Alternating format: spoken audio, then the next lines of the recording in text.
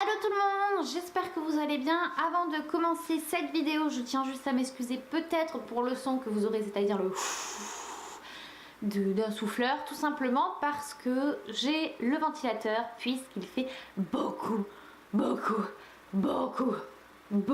trop chaud dans ce pays. Voilà, maintenant que ceci est dit, nous pouvons passer au sujet de la vidéo. Comme vous l'aurez lu sur le titre, nous allons parler d'endométriose. Je vais vous dire ce que c'est l'endométriose, comment on peut à peu près la déceler, etc., etc. Je ne suis pas du tout médecin, donc moi je vous parle juste de mon expérience parce que je souffre moi-même d'endométriose. Maintenant, si vous avez des doutes sur le fait que vous en souffriez, oui ou non, parlez-en à votre médecin. Voilà, ceci est dit.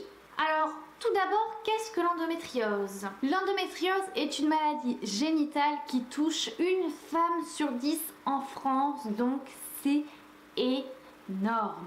C'est une maladie qui peut apparaître dès le premier jour des règles ou qui peut apparaître beaucoup plus tard dans la vie d'une femme, c'est-à-dire qu'il y a des femmes qui ont généré la maladie à 30 ans, d'autres à 40 ans et d'autres 15, 20, 25 ans. Voilà, il n'y a pas d'ordre précis pour avoir l'endométriose. Mais alors, qu'est-ce que c'est réellement puisque c'est une maladie génitale? En gros, dans l'utérus de la femme, il y a une membrane qui s'appelle l'endomètre. Cet endomètre, pendant la période d'ovulation, va gonfler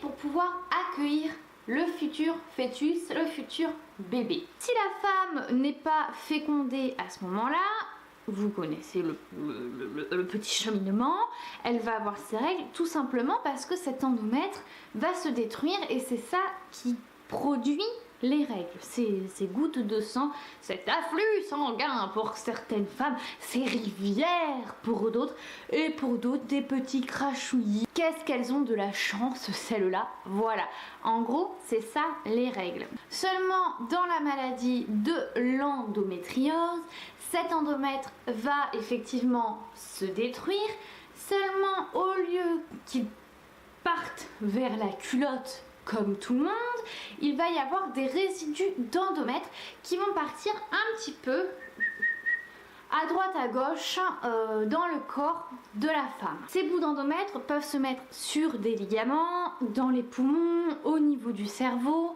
ça se niche un petit peu partout au niveau du corps et ça va provoquer des douleurs. Et le pire, parce qu'il faut bien le dire, le pire, c'est qu'à la prochaine ovulation, ces bouts d'endomètre vont gonfler, comme l'endomètre que vous aurez au niveau de l'utérus, et vont se redétruire pour refaire donc d'autres petits bouts de sang, soit qui vont encore parcourir votre corps, soit qui vont rester collés au premier caillot sanguin, parce que on appelle ça des nodules, soit des caillots. Voilà ce que c'est que l'endométriose. Et comme je vous l'ai dit, ça cause d'énormes douleurs, puisque bon bah c'est quand même des caillots, donc c'est quand même assez dur. Là où ça va se nicher, ce n'est pas du tout leur emplacement, il ne devrait rien avoir, donc vous aurez des douleurs. Certaines femmes pendant leur période de règles vont saigner du nez. Non mais sérieusement, et on m'avait raconté qu'une femme en avait eu au niveau du cerveau et pendant ces périodes d'ovulation, elle était complètement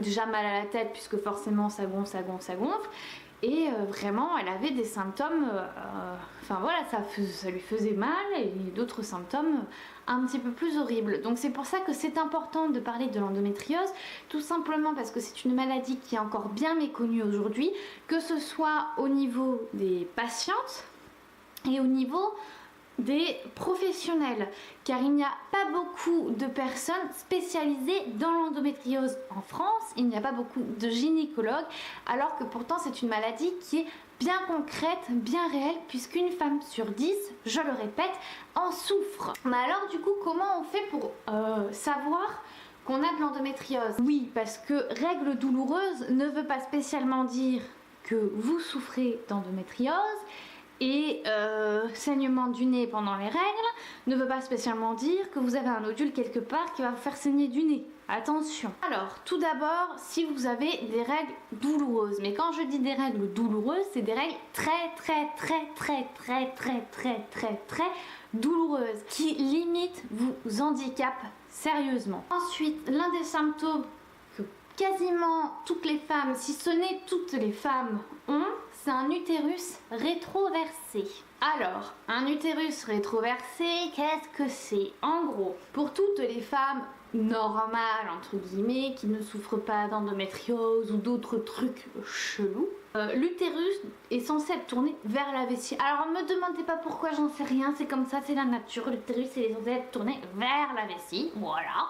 Sauf que là, pour les femmes atteintes d'endométriose, l'utérus est tourné vers le rectum, c'est-à-dire qu'il est à l'envers, ce qui fait que vous aurez d'énormes douleurs, que ce soit pendant vos périodes de règles, voilà, ou même pendant les actes sexuels, parce que ça fait extrêmement mal, des douleurs au niveau du dos, des lombaires et des jambes, du sang dans les urines quand vous allez faire pipi, etc. Ouais, oui, la totale.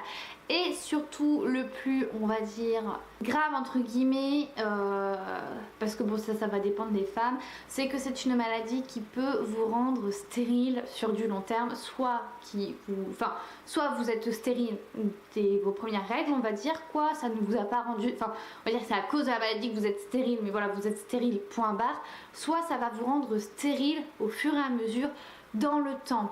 Alors là c'est pareil, il ne faut pas stresser. Il y a des femmes qui font de l'endométriose, qui ont de l'endométriose et qui ont réussi à avoir des enfants. Seulement sachez que pour nous, on va beaucoup plus galérer pour avoir des enfants. Il y en a, ça leur a pris des années, il a fallu avoir l'aide de la médecine. Enfin voilà, nous c'est pas genre on fait l'amour, on arrête la pilule, on fait l'amour, paf, 9 mois après, on a un enfant. Non, sachez que ça peut prendre des années et des années pour avoir des enfants parce que c'est une maladie qui est chiante, c'est une connasse. Voilà, et après bon, il y a plein d'autres symptômes, sincèrement, il y en a tout plein d'autres, des symptômes par rapport à ça, mais là c'est vraiment, je vous dis quand même les plus principaux, on va dire. Après, comme je le dis, ça dépend des femmes. Il y a des femmes qui ne vont absolument pas souffrir. Donc voilà, ça dépend des femmes, ça dépend des cas, ça dépend des expériences. Donc c'est pour ça que si vous avez des doutes ou quoi, vous pouvez toujours en parler à votre médecin, mais surtout ne prenez pas les devants en vous disant j'ai de l'endométriose. Non, on n'en souffre pas toutes, il y en a beaucoup qui en souffrent, mais pas toutes. Donc vous pouvez en parler, faire les examens nécessaires à savoir si vous en souffrez réellement ou pas, et ensuite vous aviserez avec votre médecin. Et d'ailleurs, en parlant d'examens nécessaires, mais là c'est pareil, il faut vraiment tomber sur des gens qui sont spécialisés dans l'endométriose. Vous pouvez faire des IRM et des échographies pour voir si vous avez des nodules dans le corps. Après, malheureusement, au niveau des traitements de la maladie, je crois, à l'heure actuelle, il n'en existe aucun. Mais par contre, vous pouvez effectivement vivre tout de même avec la maladie un tout petit peu mieux, tout simplement en prenant la pilule en continu. Mais là, s'il vous plaît, avant de faire ce genre de choses, parlez-en à votre gynécologue. Parce que je ne suis absolument pas du tout médecin. Je vous dis juste comment on peut faire. Mais voilà, il faut en parler à votre médecin parce que la pilule c'est pareil, c'est pas spécialement un meilleur traitement, hein, bien au contraire. Ce que je vous dis là, c'est que moi c'est un traitement qu'on m'a donné, c'est un traitement généralement qu'on donne aux femmes atteintes d'endométriose, mais il ne faut pas faire n'importe quoi avec n'importe quelle pilule. Ensuite, là où c'est un petit peu plus compliqué, c'est l'opération. Effectivement, les nodules, ils ne se résorbent pas comme ça. Donc, vous serez obligé de vous faire opérer. C'est une opération qui est invasive pour la simple et bonne raison, qu'on va faire passer un espèce de câble laser, un tuyau laser par le nombril, qui va brûler les nodules. Cette opération va nécessiter 2 à 3 semaines d'invalidité, de rémission, puisqu'après cette opération-là, vous ne pourrez plus du tout marcher, vous serez fatigué. Voilà, et sinon, alors quelque chose que j'ai découvert il n'y a pas si longtemps que ça, alors j'ai prêté mon livre à ma mère, donc je vous mettrai une petite photo de celui-ci. Oh, je transpire, c'est horrible. Vous pouvez soigner les douleurs grâce à votre alimentation. Alors ça, mais je vous dis que ça a été... ce livre, c'est mon Dieu. Mais vraiment, je vous le dis. Parce que moi, je souffre de douleurs. C'est un truc de fou.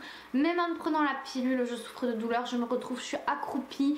Il y a des fois, je peux même plus bouger. Donc, le livre, c'est l'alimentation anti-endométriose.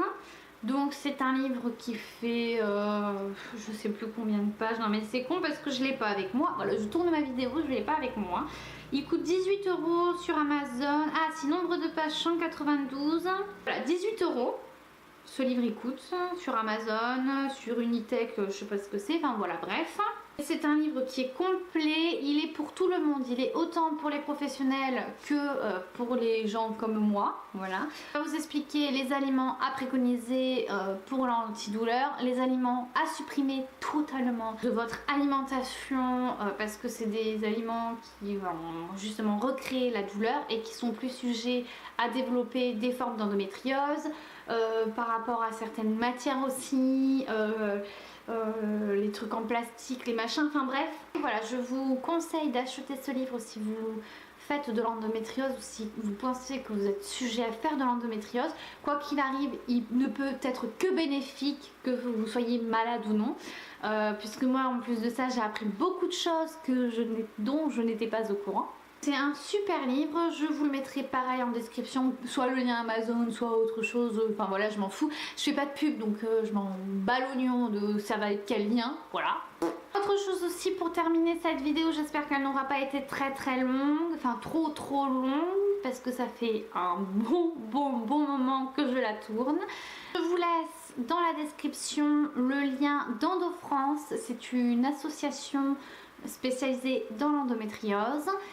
C'est des nanas, elles sont géniales, hein, sincèrement, elles sont vraiment géniales par chaque région, quoi, qui se mettent à votre disposition pour vous trouver les spécialistes, soit dans votre région, soit au plus près de votre région. Elles vous tiennent au courant de toutes les conventions qui peuvent se passer, des rencontres entre nous tous, enfin vraiment c'est une super association. Donc voilà, c'est sur cette note d'amour, de gaieté, de joie et patati et patata que se termine cette vidéo. J'espère que ça vous aura permis déjà, soit si vous en souffrez, peut-être de vous aider, de vous aiguiller, soit si vous n'en souffrez pas, de connaître la maladie. Et surtout de prévenir les personnes autour de vous qui peuvent en souffrir. En tout cas, moi je vous fais des bisous, j'espère que ça vous aura plu, qu'elle n'aura pas été trop longue, et puis je vous dis à bientôt pour de nouvelles aventures. Bye.